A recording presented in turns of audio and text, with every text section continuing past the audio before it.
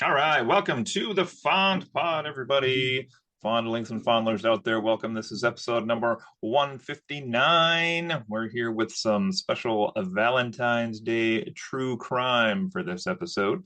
If you are new to our podcast, hey, welcome. This is our fourth year now. We've been in episodes and just trying to say, stick around and give us a shot here.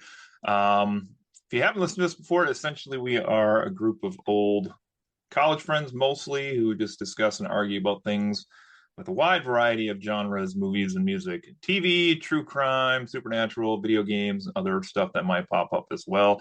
My name is Cody, and we have Brett with us here tonight, just the two of us on this one. Sometimes we have more hosts, sometimes we don't. All depends. So, as we typically do, let's dive into our episode topic tonight. Before that, by checking out what we've been up to other than our featured, I suppose, idea tonight, what we're going to look at. But Brett, what have you been up to last week or so? Well, we this week finished watching Beast Games, which I know I'd mentioned on an episode or two previously, as a reality style kind of game show on Amazon Video, created and hosted by Mr. Beast himself. And it overall was a really enjoyable show experience. I would definitely recommend it to people who enjoy that kind of large group of contestant like game show, like elimination style game show kind of thing. It The finale even was which was just this past week was the finale, was like surprisingly, like they had some feeling, some emotion into it, and the ending itself was pretty stunning. Like it was it was like no way that just happened kind of thing. Well, And just the series itself, he said at the end in the closing, they broke over 50 world records with this season of the show, including the most prize money given away in like one lump sum. So it was a pretty good show overall. A lot of the games were very cool. Some of them I think were less than spectacular. There was definitely some where I was watching and I was like, there's no strategy in this game. What even what are they doing this for? So some of them were not thought out as well as others, but overall pretty good. Also, I just want to mention quick the recent Wheel of Time season 3 trailer that dropped this week, which I think is going to be the last trailer before the season starts. And I've watched it several times, and I am pretty excited for this season. I think the trailer at least makes it look really, really good. And obviously we'll be talking about that here when that season drops here in about a month.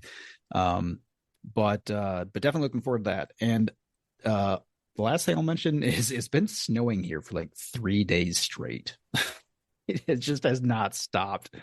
And it feels like I'm just out there just constantly shoveling. And but today we did take the opportunity to go sledding for the first time in a couple of years. Because last year we didn't have like enough snow to really even go sledding.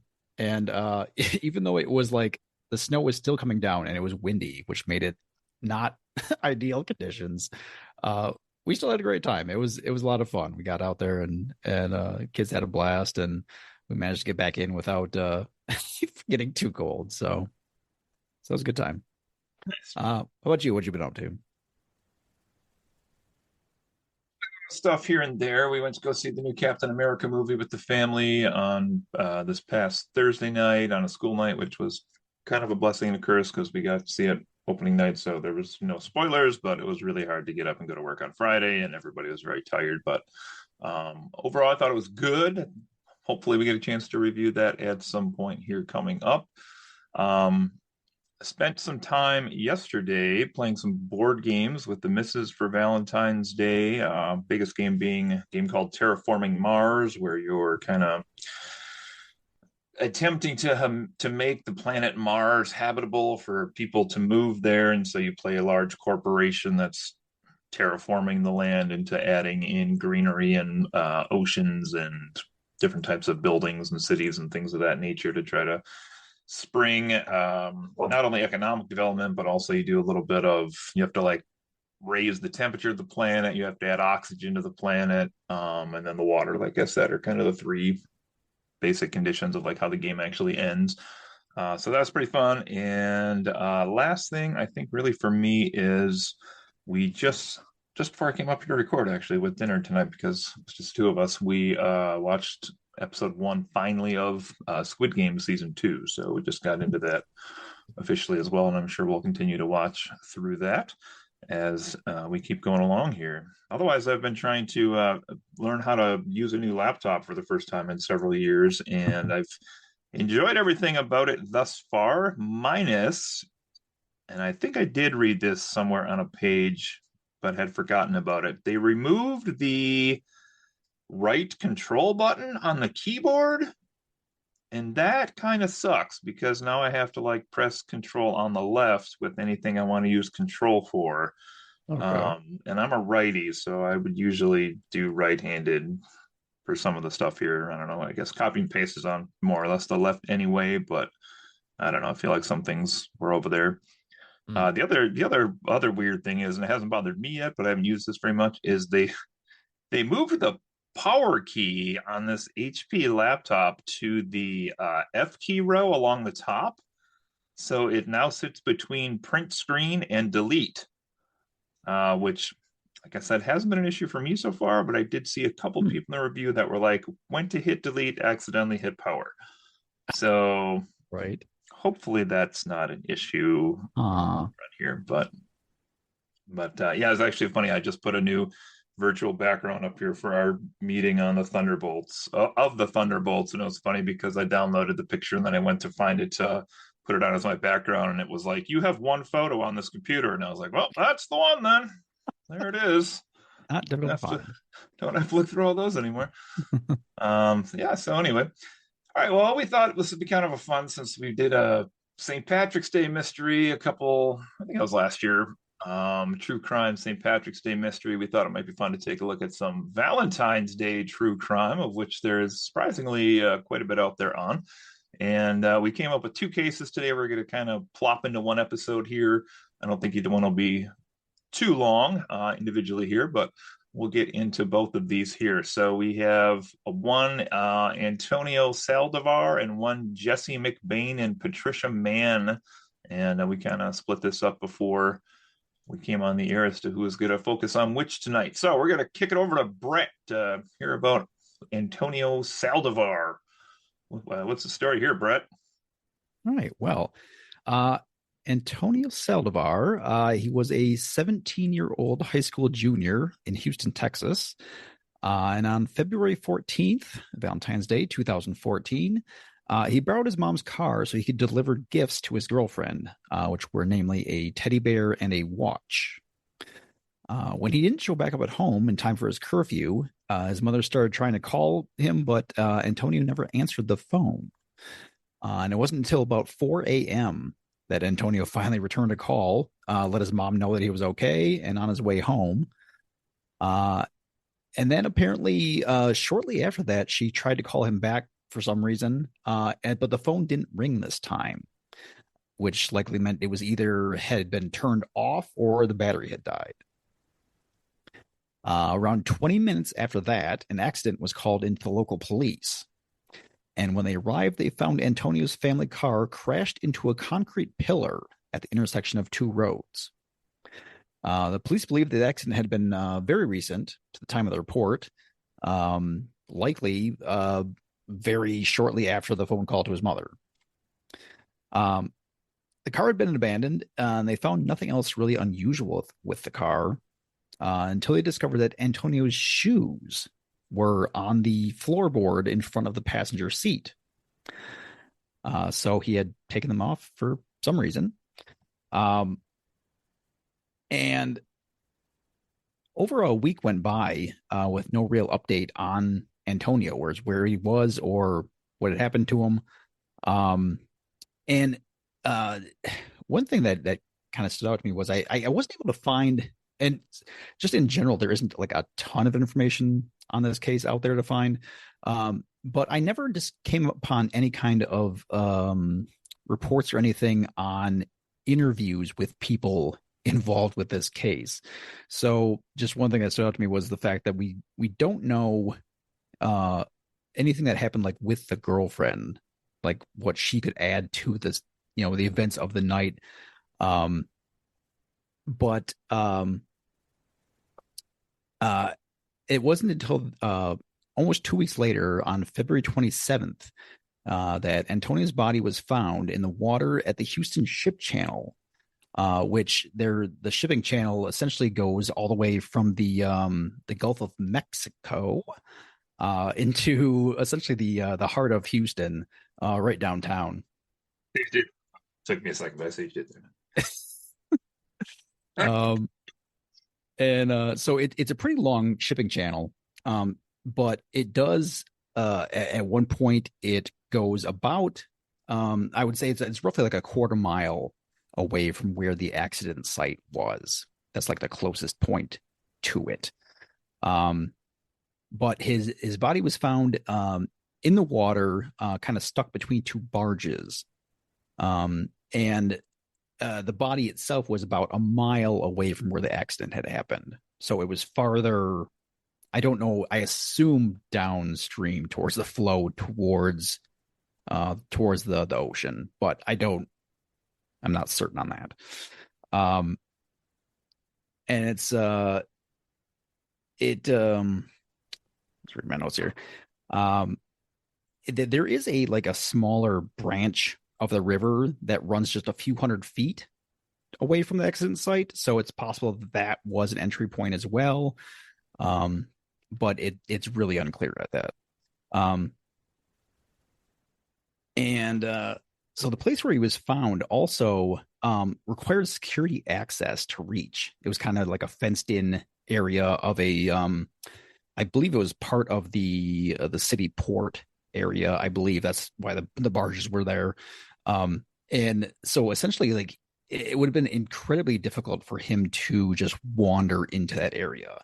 But being as it obviously is a river with of direction of flow, he didn't wander in there. He probably washed downstream. Um, but this is where starts to get a little bit weird, in that it was then discovered that the teddy bear that he had taken as a gift was found in his pants, like down, essentially like between his legs, like not like right in the waistband, but down like closer to his knees, I guess. Um, and so, obviously the question arises, well, why did he have the teddy bear in his pants? And they determined from the autopsy that the cause of death was drowning, and they ended up ruling it an accidental drowning, and that's the official death on record. The family did reject this idea rather quickly, essentially saying, why would he walk all that way and then just fall in the water and drown?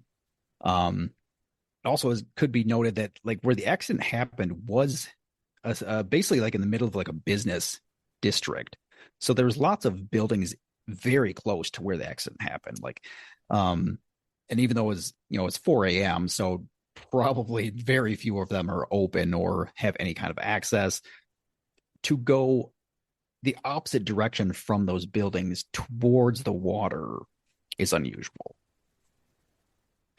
Um, so that really is the bulk of the information on this case. I looked several places. It's not a very widely known case, from what it seems like. There isn't like a lot of people out there talking about it, but yeah, there isn't much as far as like interviews or other information that people have given. This really is the bulk of the information. But it does bring up a lot of just odd questions, like, how did he get in the water? Like I said, he was in a business district. Like, why did he get from there into a river? Was he just dazed from the accident? Um, and you know, obviously, I mentioned, of course, the why does he have the bear on him yet? Um, and this is kind of where the questioning of the girlfriend, I think, would play a huge part here. Is that, oh, how did he not give her the bear?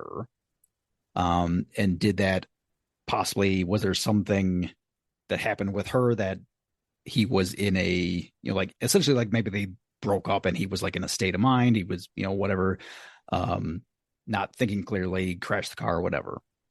Um, and then, that kind of leads into a line of thinking where people have kind of thought, well, perhaps it was a suicide. And even maybe like the accident itself was an attempt. And then he, that obviously didn't work. And so he jumped in the river. Um, but yeah, that's about it. Did you have any questions that came up with you on that? I mean, this one's unusual, like you said, because is this 2014? Is that what I'm seeing? Correct. Yeah. So it's not like we're investigating something from like 60 years ago or 50 years ago, like this other case we'll take a look at tonight. This is pretty recently, and it's documented as well. Like you can find this in a lot of the newspapers in Texas. It seems like Mm, reporting. I mean, website reporting was a huge thing by that time already, and you can find articles about this and the family's response and things online. So it is weird that like we don't have more accessibility or knowledge on whether or not these other people were even interviewed. Like you said, the girlfriend, for example, like her testimony would seem to be like a huge piece of what happened this night to this guy. yeah. Did he see her? Did they fight? Was she with somebody else? Did she break up with him? And did he never show up? Like, Did they go to a party or something? Like, why was right? he coming Yeah, home at 4 a.m.? yeah, because there's this big time gap in this one too. So it's like because he left at like dinner time, if I recall, right? I believe that's accurate. Yeah. So we're talking 6, 7, 10 hours here of where he was before the phone call, and it's like, yeah, were they at a party? But then also there didn't seem to be a lot of evidence found in the car either. Hmm. That would indicate like people have been riding with them, or like there was trash left behind, or anything. I thought I saw one, and I can't remember where it was. I tried to look for it earlier today and I couldn't find it, but I thought I saw one thing that said the things they found in the car were like, oh, wait, maybe I'm getting this one mixed up with this one now. What did they find in the car for this guy? His shoes? Just his shoes, as far as Okay. I can tell, the only thing they found that was odd was his shoes. Okay. Okay. Um, yeah, I don't know on this one. This is weird too because of the car crash.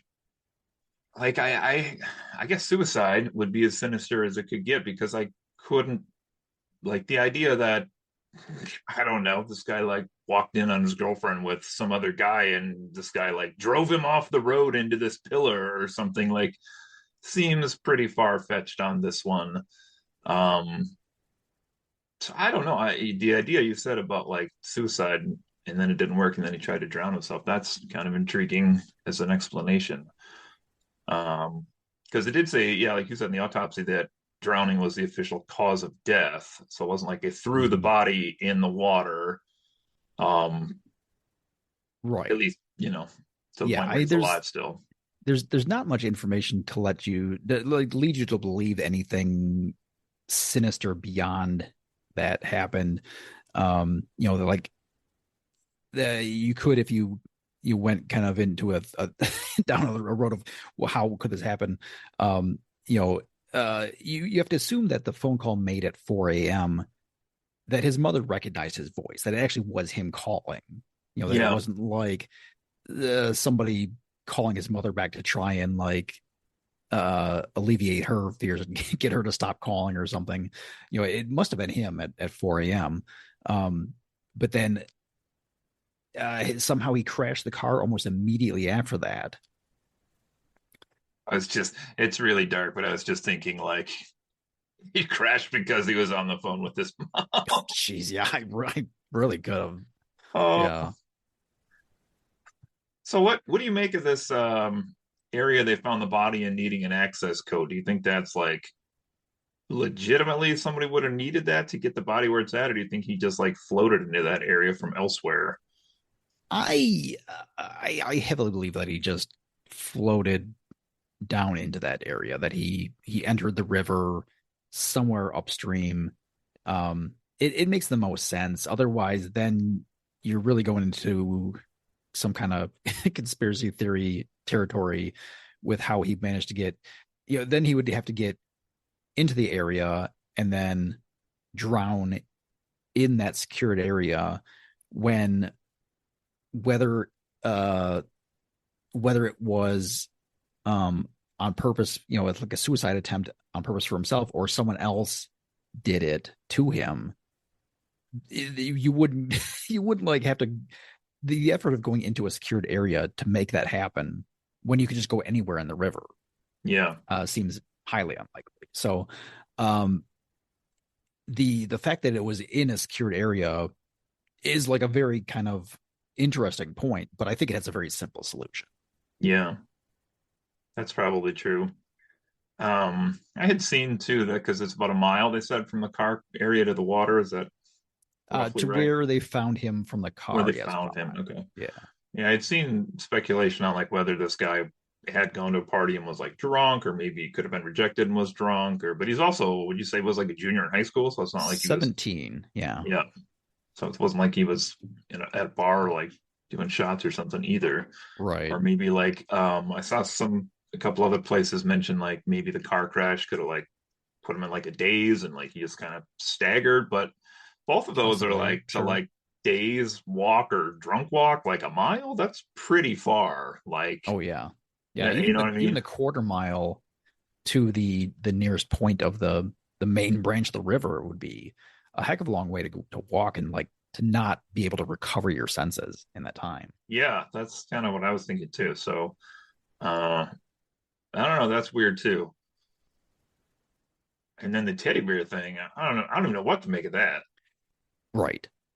That's like the weirdest part, I think, right? I believe it Maybe? as well. Yeah. It's the part that sticks out to me as a what is going on in this story thing. It, yeah, I mean, I mentioned like the fact that, why does he still have it in the first place? Um, if he, did give it to his girlfriend, was he ever even going to meet the girlfriend? Perhaps, like, but then also why would he bring it along with him? Uh, if it really didn't mean anything. Um, and then yeah, just the fact that he has it in his pants, I really it does lead a lot, I think, a lot of credence to the idea that he was dazed, because that sounds like something you would do when you just don't know what you're doing. Um, but yeah, it's just a very odd thing. It's weird. I don't know. Like I feel like if he had gone there and given it to her, it'd be gone. If he went there and like caught her with somebody else or she like rejected him and then like even if he was so suddenly distraught that he was like, I'm gonna go commit suicide and hit this pillar, which PS, I never found anything that said like how fast he hit it at or anything. Did you? Like No, I don't know if this was 20 miles an hour or 60 miles an hour. yeah, I do not know, like the state of it. Yeah, if it was like a really hard crash, or if it was just enough to stop the vehicle. Just seems weird that you'd be like, oh, I'm mad now about this. I'm gonna take this bear and shove it down my pants. And did he walk the mile with the bear in his pants, or did he put it in his pants before he jumped in the water? We don't know. That's true too. I don't. It's this is just weird. Like I think I saw one website that speculated like they thought maybe he had come upon his girlfriend like with somebody else, and they were like, "Who the hell are you?" kind of thing, and like somehow killed this guy and like shoved the bear down his pants as like a get away from my girl type thing. But mm, that seems kind of weird. Uh, how old was the girl? Was she also like a high schooler? Yeah, right. I have to believe so, but I haven't found Okay, any information on her at all. that's even weirder. Do you think that's like a Yeah, there wasn't a she got her name name like in redacted or any. something? Maybe yeah, they just didn't they the family kept the name out of the reports or something, but I haven't seen her name or any information about her at all. Yeah, that's weird. Yeah, I don't know. So I mean, what does your gut actually tell you happened on this one? I I mean I think I would end up leaning towards uh, it's weird because so there was, as I mentioned, there was a smaller branch of the river that was significantly closer to the crash site. Um, so potentially he was dazed and wandered into that. Um, but I mean, I just I guess I haven't seen anyone or myself been in such a state as that to just be so out of it to be able to wander that far Yeah. and get yourself into trouble. It just it doesn't feel believable to me. Um, but it's probably unless the coroner completely messed up the ruling and it wasn't actually a drowning. I kind of have to go with the idea that he just wandered into the river and died accidentally, I guess.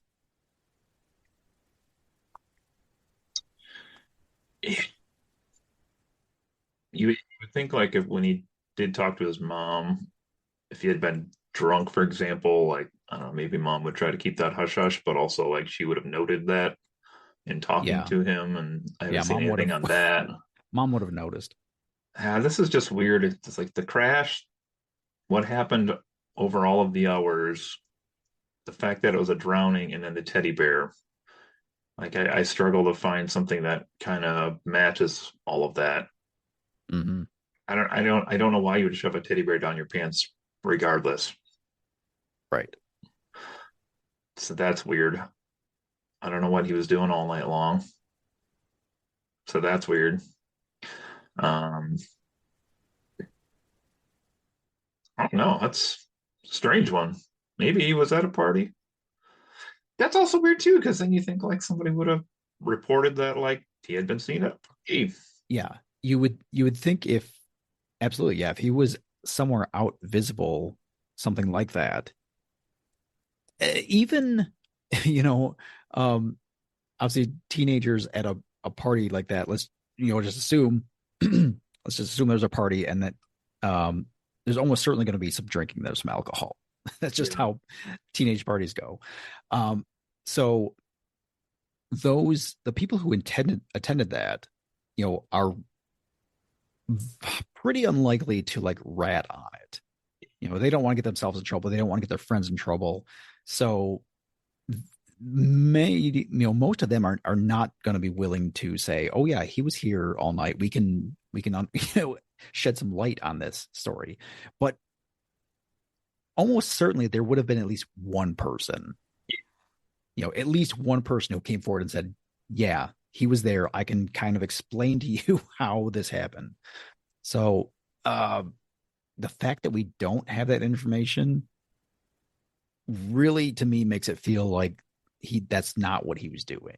But then there's so much lost time. I'm really, then you almost at that point have to start going down like some conspiracy theory kind of things. Because if he's not in a public place, what the hell is he doing? I have a hard time believing because the guy who died, at least, and maybe his girlfriend as well, like both seem to be on like the younger side. I just can't picture that like they were involved in something too nefarious or Right. like I don't know how old the girl is, but based on his age, I can't even imagine she like was independent enough to like live in her own house. So like wherever she was, presumably somebody would have seen this guy come up. Mm-hmm. Yeah. This is strange. I don't. I did see one brief thing speculating that he was in a gang and it was somehow gang related, you know. But the family apparently has like vehemently denied anything Okay. like to do with that. So The only other thing I just thought of, and I don't know how it would make an actual theory, is like if he had never been. planning to go meet anybody or like his girlfriend, or I don't know if it's possible if he didn't even have a girlfriend, but like I was just trying to think of the like bear part. Like maybe he had the car crash and then was like, "Oh, I got to get rid of this bear," so he like danced and like left the scene. But I don't know. It's weird. He'd still have to be really dazed or drunk or something. Yeah, I feel like if that was me and that somehow that was the case, I would just like chucked it on the side of the road somewhere. I wouldn't carry it around with me if I was trying to get rid of it. This is a strange one. I guess I don't really know what I think happened on this one, which is even weirder. But if he drowned, he drowned, according to the coroner. So he had a probably fallen into the water of his own volition on purpose or not. I don't know. I don't know. I don't know on this one. It's a weird one. Mm-hmm. Aliens. It I always think comes back to Alien. I think it's aliens. The only thing he saw the light, he crashed his car, and then as he's trying to run away, they beamed him up, then they beamed him down, or they beamed him down before that, and that's what the missing time was about. I don't know. Yeah. Okay. Yeah. Uh, I don't know. That's a weird one. It's a more recent case and a tragically young dude as well in this one. So, Yeah. but yeah. Anything else on that one? No, I mean that's everything I've got on it. All right. Well, let's take a look at our second case here today. This is the Jesse McBane and Patricia Mann case. And I'm going to do a shout out to the podcast Missing in the Carolinas, which I took a lot of information from, amongst other places, but a lot of it came from their website as well. But so just to kind of break this into a couple sections of timeline here, a little bit different case in some ways than the first one, but we have February 12th, 1971. So this is a little bit older of a case. We had a dance at a local nursing school in North Carolina where a couple left, and the couple were Patricia Mann, who was 20. She was enrolled at the Watts School of Nursing, and Jesse McBane, who was 19. He was a freshman at North Carolina State University. This couple had known each other since they were in high school. Even though they went to different high schools, they had been together for, I think, around 3 years already at the time of this. Um, Physical descriptions of these I'll mention for a reason later on, but Patricia was quite small, about 5 feet tall, only weighed about 100 pounds. There is a photo of the two of them at that dance as well. I believe you can find her. I think it's at the dance online. Blonde hair, blue eyes, had a white and pink dress on, navy shoes, and people saw them when they left the dance. Jesse was about 6 feet tall, 175 pounds, so a little bit bigger, brown hair, brown eyes. He had a burgundy shirt on and some plaid pants when they left that dance as well. Here we do have some interviews from witnesses. Starting about 11:30 p.m., we have people that did see them leave the dance, and they left in Jesse's 1968 Ford. Apparently, I found out later on that he and his brother had shared a car, and there was like this whole thing about Jesse had actually gone in and taken the car on a night that wasn't his, so they had to make a deal with his brother to get the car, but it doesn't seem to be important to the case. Now, Patricia lived on campus and she signed out of her dorm, which apparently was a practice in 1971, also stating that she'd be back by the curfew of 1 a.m. And her friends just kind of assumed that the couple was heading to some of the local parking spots, as they were calling them here, away from the dormitories, wherein I guess you park your car and do things. I would have known. Nobody ever invited me to one. So there we go. Now, this is at 11:30. People see them leave the next day. Patricia's friends from the area in the nursing school still had not seen her come back. And so there is a search that goes out pretty quickly. They had an idea of where they might have went out as a couple, parked the car. They found the car pretty quickly, approximately where everyone suspected it would be. It was on a paved road near, if I don't say this incorrectly, Crosdale Golf Course. And inside the car, they found Patricia and Jesse's coats. Now, keep in mind, this is in February. a box of Valentine's candy that Jesse had purchased for Patricia. And only on one website did I see that they also found Patricia's pantyhose as well, which is a little detail on there. So, um, ironically, the car was actually found only 3 blocks from Jesse's older sister's house. And she testified that she had not seen the couple that night, even though they were in very close proximity. I'm sure that's not what they were out and about for that night, but there we go. And then the couples came together. I'm sorry, the couple's families came together to offer a $500 reward, leading to the whereabouts of the couple. Some volunteer planes from local airfields took off, and some fire departments volunteered to help look as well, including looking in a body of water called Lake Medford, which was near the Crosdale subdivision near the golf course. They found nothing. Police started to look at reasons why the couple would want to run away, but that didn't go very far because it turns out, as I said, they had been dating for 3 years. It was a pretty steady relationship. They had already discussed marriage pretty openly with both of their families. They were committed to their studies at school and graduation. So, in short, they really had no real reason to disappear. And if they had tried to disappear from everything and everybody, it seems like they would have probably used Jesse's car to do that anyway, but the car was left behind, so it didn't really seem like that's the case.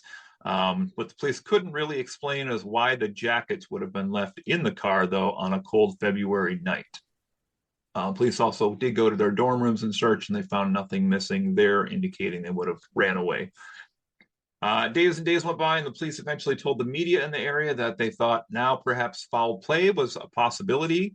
We had just a single report that I found of a woman who matched Patricia's description, essentially being seen at a restaurant around midnight after this with a young man, but they basically ruled that out because of what happened next in our timeline here, which was 12 days later, after they went missing on February 24th, 1971, we had a surveyor out in the woods, somewhere along the border of Orange and Durham County in North Carolina, saw what he said was, quote, "I thought was the leg of a mannequin by a tree." Why do people always think these things? Like, that's no less weird. Yeah, true. Less scary, but no less weird. It says after some hesitation, he did finally go up and investigate, and he found it was a human leg partially covered by leaves. He called the Orange County Sheriff's Department to let them know what he had found. The sheriff of the Orange County at the time, a guy by the name of C.D. Knight, said the couple's bodies were found. Now, here's the details of the crime scene: found tied to a tree, covered up with leaves. The area was 3 miles from where the car had been found, a half-mile from the Carolina Motor Court, a mobile home trailer park, which is not very far from, like, I don't know, like this is another one where they searched for how hard, and this was like a half-mile away from where people lived in a big neighborhood. They couldn't find these people. I don't know. It reminds me of the one about the boy that was stuck in the chimney, where I'm like, it was right by all the people, and they just didn't look in the right spot, which frustrates me. But okay, a little bit more here. So here's the details on this as well. It says Patricia and Jesse were on opposite sides of an oak tree that measured about a foot in diameter. Their hands were tied in front of them with a rope. I'm trying to visualize this. Their hands were tied in front of them with the rope, and they also had rope tied around their necks. The rope that tied their wrist was a single strand of common half-inch hemp. Shorter ropes of the same kind were used in strangulations.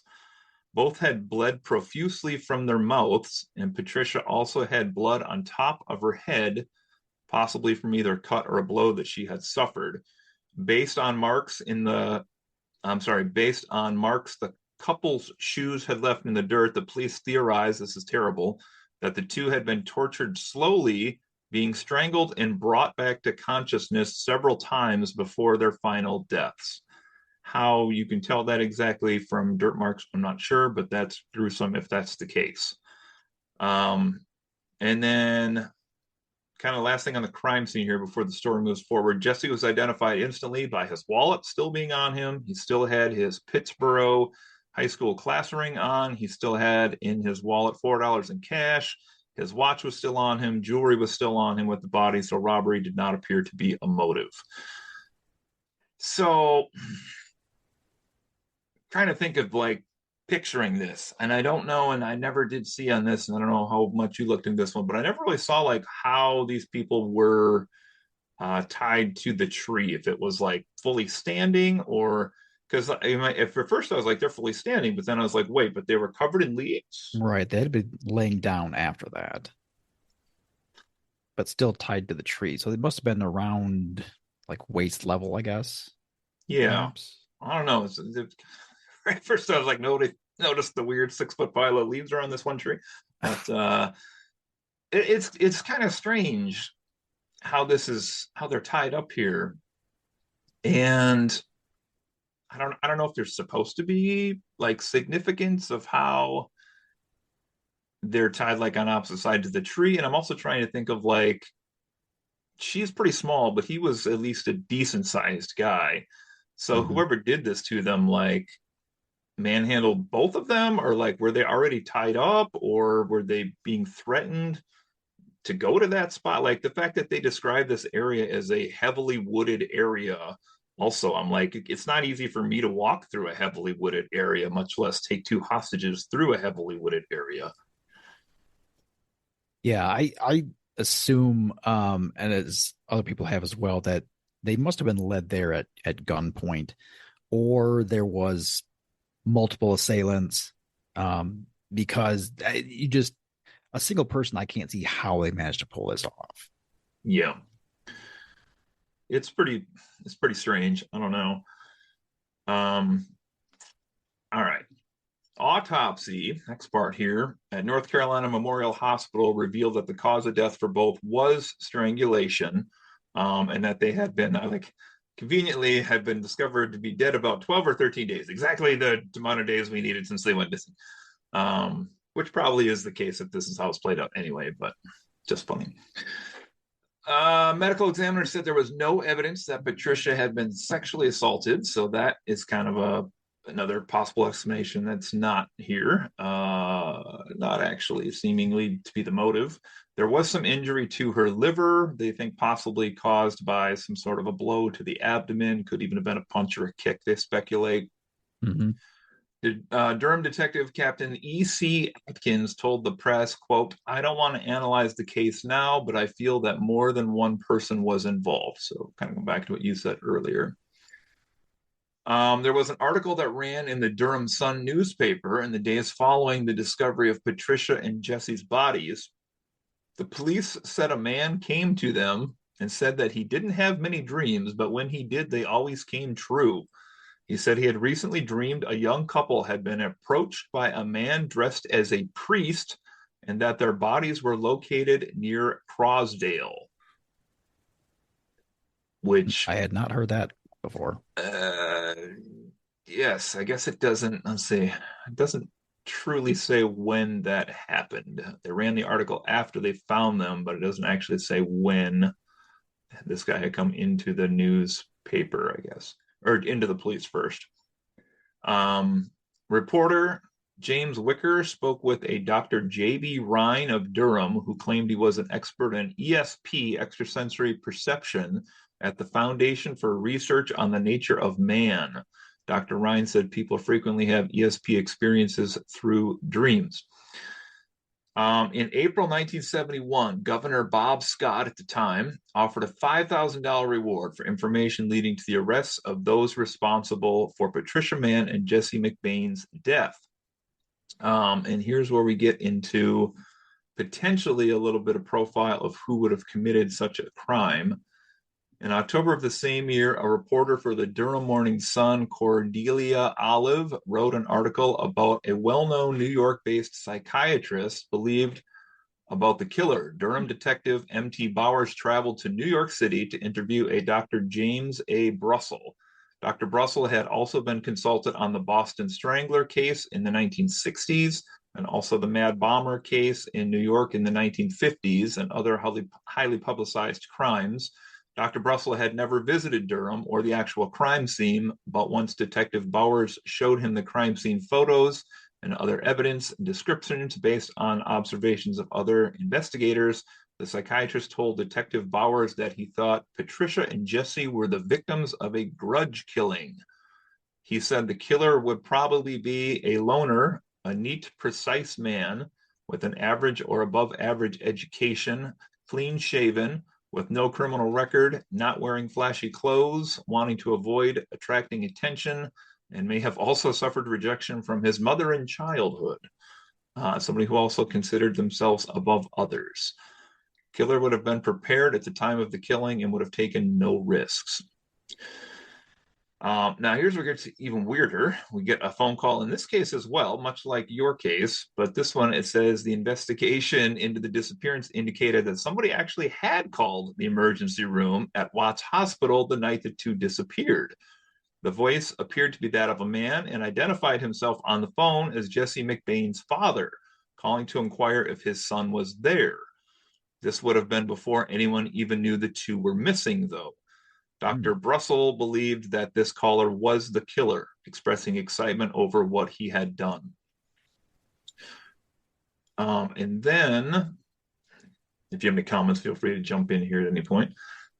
But then we're going to get to an interesting connection here where we have some podcasters, much like ourselves, looking over this case back in 2018.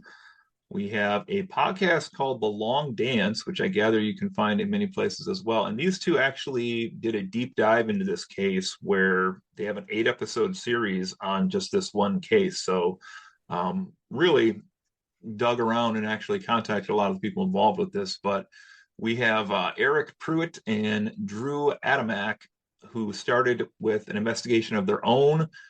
Just again, kind of being intrigued by a case such as we are here tonight. And they were actually going to and interviewing surviving members of Patricia and Jesse's friends and family, reviewing all the investigative records they could get their hands on, because again, this would be 47 years down the road. So a lot of the people, may not be around. A lot of the details could be gone at that point. This part's interesting because it says their research led them to narrow it down to 4 suspects. I don't know who those 4 suspects are because I didn't see that anywhere on any website. You see anything on that? I did. Okay. There was a podcast that I listened to get some information on this, and they had names of the suspects. I, however, did not write them down, unfortunately. Okay. Well, they're out there then, it sounds like. Yeah. But they had 3 primary suspects that they kind of narrowed it down to. Okay. Let's see here. So when they approached Captain Tim Horn of the Orange County Sheriff's Office, he actually shared with them that he had the same narrow list of suspects as the podcasters had come up with independently. So that's kind of interesting. Yeah. He agreed that he'd collaborate with them. And interestingly, this guy, Captain Tim Horn, actually kept putting his retirement off to continue to work on this case to try to solve this. This guy was also made famous later. He seems like a bulldog of an old investigator. 1998, so this would have been actually 30 years in the past, I guess, the opposite way. This is another case where they had found a 10-year-old boy's body, and he persisted at this case until they finally were able to identify that body as a 10-year-old named Robert Bobby Witt, who was a missing kid at the time period, but they finally figured out who that was. It's a body they found along billboard along Interstate 85. So anyway, I put that in there to show that this sheriff's guy actually seems like he's got like people's good intentions at heart. And he's pretty bulldog to solve these things.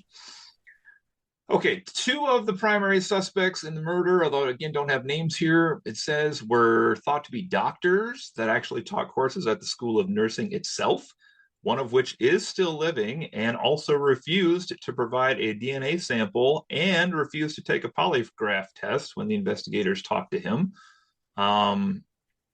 The doctors that investigators could never completely cross off their list would have been very familiar with the blonde Patricia Mann at the school, probably wandering the halls and probably having smaller classes, I would guess. They would know who she is. Allegedly, one even made a pass at her, even after she told him that she had a pretty serious boyfriend at the time.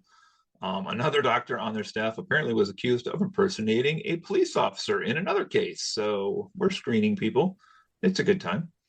Oh, it's the 70s. I mean, what the heck? Right. As long as they had a bottle of vodka in the bottom drawer and a pack of cigarettes, they were fine, I'm sure. Yeah. Both of these suspects were also known to carry handguns on them, as one does at medical school. Right. Yeah. Also threatening colleagues and other innocent bystanders with them. But I guess point being here, we would have a potential connection to Patricia at least, and then also the handgun angle if they were taken by, by arm. Sure. Yeah, that seems to fit. So got that going for us. Let's see here. What else do we have here? Doctors at the school also would have known where the popular parking places for kids would have been from the school, and basically kind of goes back to this idea of the profile that the ESP expert said a doctor would be somebody that had above average intelligence, very calm authority about them, and also would be able to probably do the like clinical torturing that these people seem to have suffered. So that's kind of interesting. As far as why, again, Jesse McBane would not have fought back, this is kind of where we have to assume maybe they had the gun on the Right. kids, or if one of them, if it was the other doctor, I mean, maybe was impersonating a police officer. I guess my question with that angle was I didn't know if the doctors knew who she was, I would also assume she would know who they were. I mean, That's a fair point. Yes. maybe if they were in the car in the heat of the moment and then, somebody came up and like tapped on the window and you didn't really get a clear look at the person, or they had like a bit of a costume on, maybe she wouldn't have recognized the Yeah, person. that's true. If it's night and they may like have a flashlight in your face. Yeah. So, okay. Interesting follow up to this. We have, this is really, and this is kind of the last part of the story that I have here.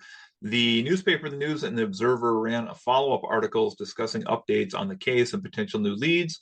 And there was another couple that reached out to Captain Horn and the journalists for their podcast, The Long Dance. This is called The Couple Who Survived. 1971, they had pulled off at a known lover's lane in North Carolina, Route 751, and basically said they were in the back seats when men tapped on their window with a gun. The young man tried to jump in the back seat of their car. I'm sorry, the guy from the couple tried to jump into the front seat of the car, but he couldn't get the car going in time. So the armed abductor told the young man to get into the truck, essentially to kidnap them, I guess, and he refused. So he kind of fought back in the moment, as opposed to what we probably presume Jesse McBane didn't do that night, which was like stand up to the guy who was the threat. Which, if you're in that moment and it's you and a lady and somebody's got a gun on the two of you, certainly I could see how an act could be the wrong thing to do in that moment as well. Oh yeah. So it says the person, the abductor, would be abductor, I guess, hit the man of the couple with the butt of the gun and then drove away in the car, only to abandon it later in Durham. The two victims gave a description of their abductor to the police, who even drew up a composite sketch of the abductor. And Eric Pruitt said that the sketch looked an awful lot like one of the main suspects in this case as well. So that was their theory also, that this is exactly what happened to Patricia and Jesse, except maybe they didn't fight back. To the point where even, they're speculating that, they didn't trounce through the woods 3 miles. Like this guy would have came up and held them at gunpoint and made them get in his car. And then he would have driven to someplace much further, closer to where actually the killings would have taken place. Right. I still don't know how you would hold a gun, tie 2 people up, and drag them through the woods. That's still a lot, but yeah, it's interesting.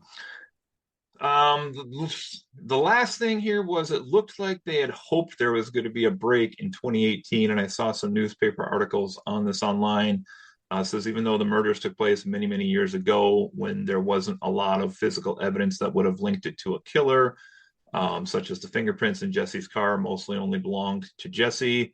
And if this killer was actually a doctor or somebody who was very clear headed, they probably would have had gloves on for this whole thing anyway. But Captain Horn was one of 40 police stations in the United States, interestingly, in 1998 to have a new type of technology called an MVAC retrieval, which was able to suck up. And I read a little bit about this. I was like, they suck up and mix with some kind of liquid, and then it basically spits out DNA samples off of the rope. And so this is what they tried, and they thought this was really going to be a breakthrough, but it didn't have enough evidence to kind of lean towards one person when they got the results from that. So Yeah, I saw that as well. unfortunate. Yeah, and then the only suspect, like I said, who's still alive out there is not going to be confessing or playing along with that, and seems like he's just not going to cooperate, and there's not really enough to pin him into a situation where he's going to have to. So, I don't know. Yeah, So, what do you got? well, just on another point on that guy, they so yeah, he refused to cooperate, and then apparently at some point they were able to get some DNA from him by uh following him to a diner and then taking samples of a fork he used after he was done eating. But Classic. apparently that didn't go anywhere because they weren't able to get DNA from the scene to match anything. So, but yeah, he refused, but they did manage to get DNA from him anyways. Is this just? I don't know. What do you think's going on in this one? I so in the what I heard about the suspects, there were the two doctors, and both of them seemed pretty shady in slightly different ways. Um, Both seemed like they could have had some motive. Uh, and both of them didn't really have a good alibi as well. Um, I know the one guy they said, and I don't know which one it was right offhand. I wish I'd written down more of these information on the suspects, but the one apparently was known like as a womanizer, and had been abusive. I reportedly had punched someone in the past, and so he was. I think that was the same guy who was still alive. He was like perhaps the more fitting of the suspects who may have done this. There was a third guy, a third suspect who, as I recall, was a like an intern at the same hospital. And that person, I think he did have an alibi or something, but later went. So he was employed at the hospital. Then later ended up going to jail for like robbery or something. And then at a later point came back to Durham, and this other doctor hired him back at the hospital, despite this person not really being qualified for the job. And so there was a lot of suspicion there as to do these two like know each other, and he's like trying to cover up for the other guy and like give him a hand. And so potentially those two were in on it together. Like two people would make this a lot easier of a I crime to agree as commit. well. Yeah. I struggle to see how one person could do this still. I mean, really do as I well. don't That know. like that it's like you say, even if you you have them at gunpoint and you get them out into the woods at gunpoint, and that I could see that being relatively easy. Once you're there, if you're going, well, okay, so I suppose maybe you can like if you still have, let's say he has the gun on Patricia, and he commands Jesse to tie her up. Okay, then she's incapacitated. But Jesse can't tie himself up. I can't see that happening. And so the assailant would have to do that. And to do that, he would have to put the gun down. And why would Jesse not try to do something at that point? So um unless he potentially knocked him out in some way, maybe that's a thing. But as far as I know, they didn't report.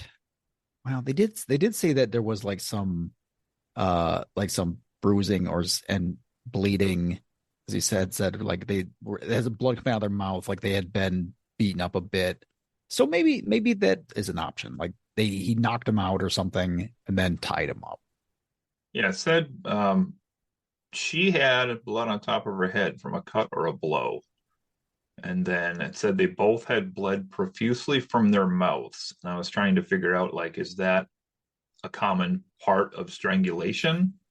Like, Right. why did they? I don't know the answer to that because I never strangled somebody. But Yeah, exactly. I don't know what Hmm. that means. Like the first time I heard that part, I was like, oh, did somebody like poison them and like drugged them, and then like they had a reaction, and then they did this? But I don't think that's the case. It seems like they went out there of their own free will. I also Yeah. don't know, like, so was this premeditated, or are they just like the unlucky couple that happened to get their car tapped on that night, which seems to make more sense. Right.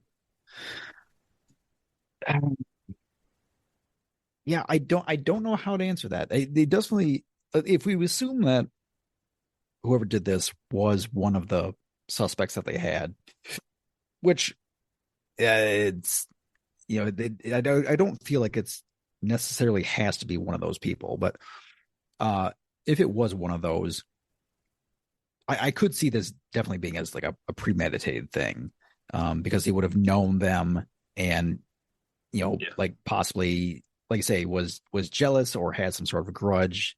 Um, and apparently, one thing I'd read also, like one of those two doctors had been quoted as saying that he thought Jesse was an asshole for whatever reason. Oh, okay. So may have had something out against him.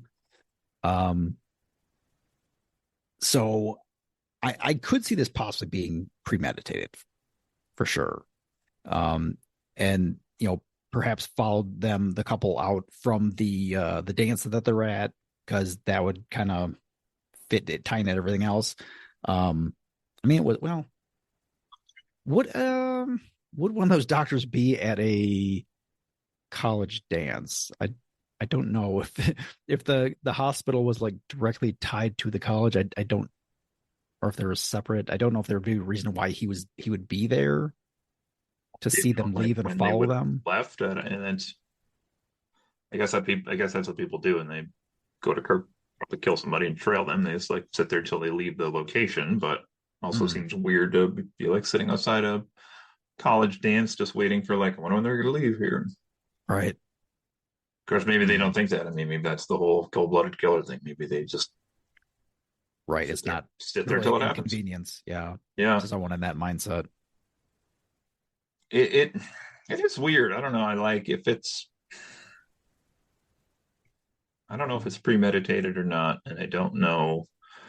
Like it's gruesome, but it also, I mean, if one of the doctors or somebody like would have had a thing for this girl, like the fact that it seems like she was not like sexually attacked at all, like that wasn't the motivation with Right. this.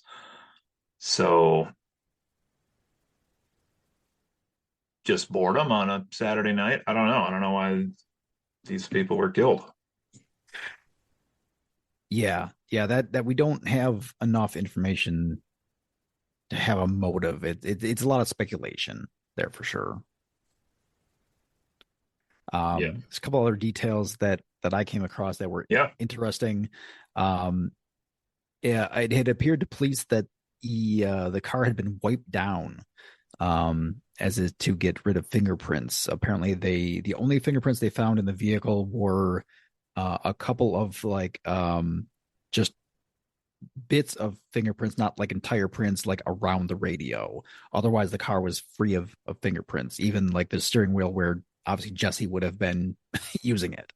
So Okay. it appeared that the car had been wiped down, which not terribly surprising given that it was a very obvious murder. You know, um, another thing that was interesting, and I don't have an answer for it, was that I had read that both of the victims were missing their eyelashes from one eye, and it was the same eye on, like, it was, I don't know if it was left or right, but it was the same eye on both of them, as if like somebody put like tape over their eyes, perhaps, maybe as like a blindfold kind of thing, and then both their eyelashes off, and just coincidentally was the same eye.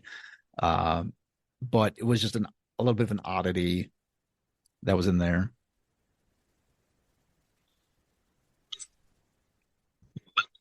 That would be another step of making it even harder to lead two people through the woods if you're going to cover up their eyes on top of it all yet. Not that you can Yeah, see well at night, but I mean, walking through the dark in the forest yeah, blindfolded. Yeah, that seems. That's interesting. They wiped down the car because that's. So I'm trying to think of timeline here. Does that mean somebody came, tapped on their window, made them get out of the car, got into the car, got in a scuffle in the car? I don't know. Took them in a different yeah, car, because and then it is odd because obviously the car was left there, so it would be hard to imagine a situation in which the assailant had left fingerprints in the car. Like, why would he be in the car for any reason? right, It is an odd thing. It seems very clearly that they left in his car, the assailant's car. and then take them in the So woods and tie them, strangle them, unless he come back and brought, wipe up the I mean, he car. could have brought the car back. He could have he could have stuffed them Yeah, that's in true. the trunk of Jesse's car, used that car to do everything, and then brought it back and wiped it down. That's something I could have had.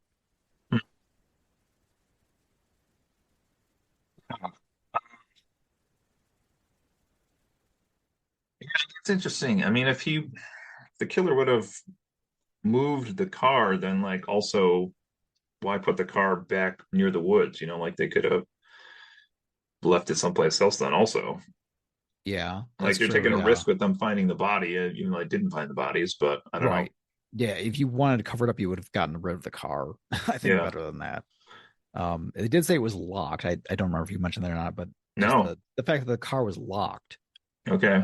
is an also and um just a little tidbit that is a bit off. Yeah. Weird.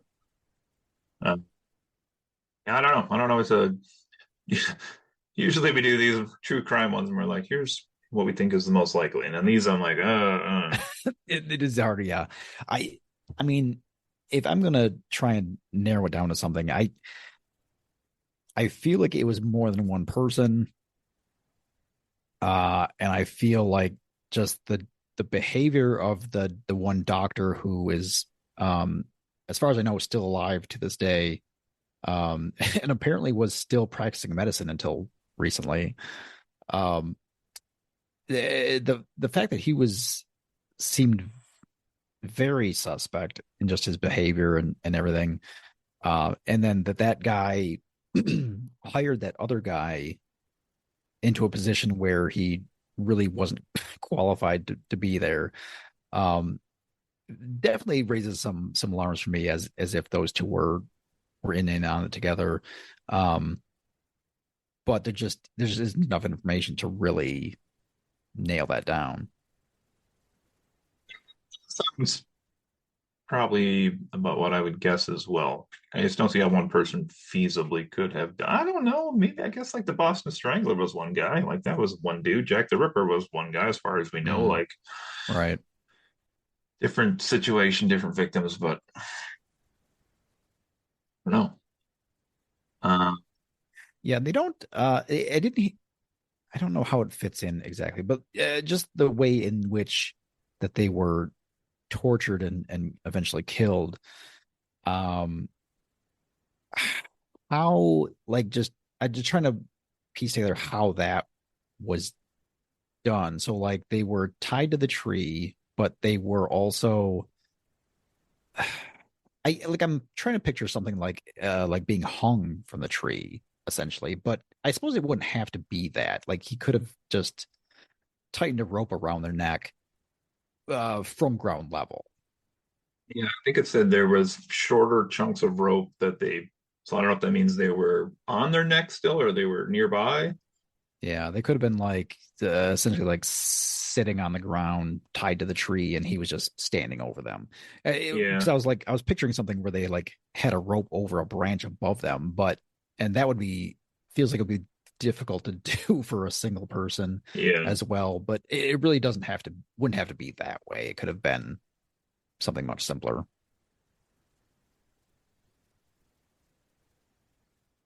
This one, both interesting cases. Yeah. Well, Yeah, definitely. I think so we've done some before that had like much more weird circumstances, but these two both still are strange. okay. They're not just a somebody got murdered and it's just unsolved. They're like there's oddities in these cases that makes them interesting. Yeah, enough that you can't just be like, here's what happened, and apparently enough that the authorities couldn't do that either. So, Yeah. Oh, whatever. another just a tidbit on the authorities in this one. So the um it was assumed that they were had been abducted. Uh, let's see how that worked. No, they were found. The car was found in the next county over from Durham, and so that police that district they basically claimed the rights to the case, and they essentially did everything they could to not include the Durham police. And so for years, the two sides were basically investigating it separately and not sharing information, which really kind of stymied the case as well. Yeah, did see something about law enforcement on this one. Didn't want to play nice together or something. Yeah, which Which, is super unfortunate, like just ridiculous. yeah, it's so weird. Like, I feel like in today's world, that's a lot better, but definitely seems to be like a point in American history where they were like, "Let's together, guys, on this," Yeah. versus the like pissing contest they used to have as far as who got what jurisdiction or whatnot. Yeah. Did you see the movie Richard Jewell? Uh, no, I don't think so. It's fantastic. But it's when right when the bomb goes off the Atlanta Olympics, and there's a scene where they're like there the next morning, and or maybe it's even the night of, and like somebody's like, "This is blah blah blah county. We get jurisdiction on this one," and then somebody's like, "Screw you. This is such and such city. We get jurisdiction on this one." And they're like, and somebody else is like, "No, this involves." An explosives. This falls under alcohol, tobacco, and firearms. Then John Hamm's All like, "You right. can all shut the fuck up. This is FBI grounds now because it's an international case or something like that." And it's the same thing. I'm just like, "Oh my god, Yeah, just to so solve the funny, case, people. right?" Yeah, it's all right. Well, that's all I got tonight. You got anything else? Uh no, I don't think so. Well, some exciting Valentine's Day true crime out there for everybody with some unfortunate victims through the years as well. But yeah. Okay. Well, if that's all we got tonight, then we shall come back next week with another topic. I don't know if we'll be doing the new Captain America movie or something different by then, but I'm sure we will have another mystery that will unravel itself between now and then. So I'm looking forward to that. So that's Yes. all for me. This is Cody. That's Brad. You got anything else? No, I'm out. All right. Sounds good. Take care, everybody. This has been Fawn Podcast. Friends occasionally not disagreeing. Bye. See you next time.